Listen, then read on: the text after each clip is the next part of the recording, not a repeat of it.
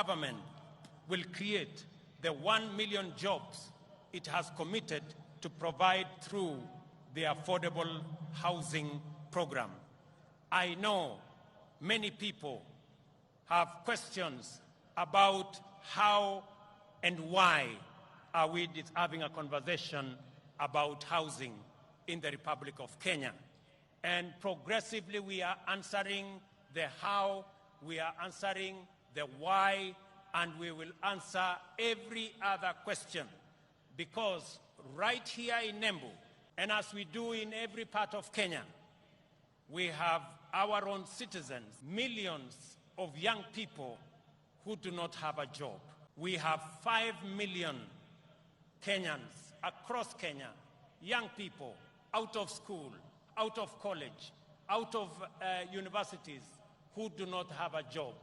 It is our collective responsibility to think about the 5 million young people in Kenya who today walk our streets, walk our villages, in our townships, in our markets, and yet they do not have an opportunity to deploy their energy, their knowledge, their education in making a difference in their lives and making a difference in our nation.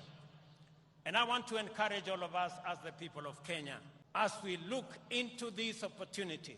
I know many people are asking, how is it my business? How is it my responsibility? I have had many ask me, Mr. President, how is it my responsibility to think about those who do not have jobs? How is it my responsibility to think about the people who live in slums? 7 million Kenyans who live in slums, in indignity, without toilet, without running water, without roads. How is it my business?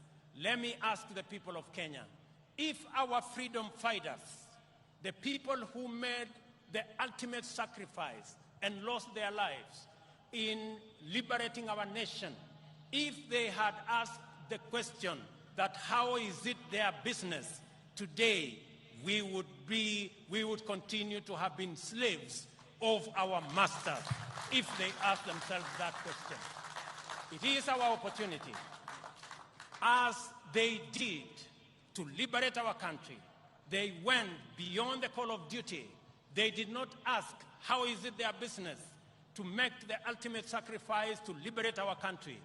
I want to ask every citizen, it is our responsibility collectively to think, to plan, and to ensure that the 5 million young people in our country who today do not have jobs, have jobs.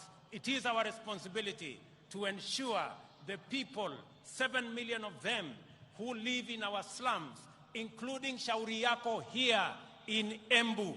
I was here last week and I was informed about Shauri Yako. The people who live in Shauri Yako deserve a decent house, and it is our responsibility as we implement the housing plan,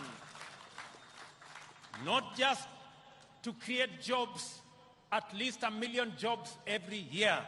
It is also our responsibility to grow our manufacturing, because housing will make sure that our entire manufacturing value chain, from the cement in our factories, to the steel in our factories, to the doors and windows and hinges in our Juakali sector and our construction products industry, to the sand harvesters, to all the people who will be working in our construction sites, to the accountants and engineers and all the architects and all the technicians and the electricians, to every sector, the millions of young people that will be employed in this sector, is sacrifice enough for us who are employed to make that contribution to the Hustler Fund, to the Housing Fund, so that we can bring around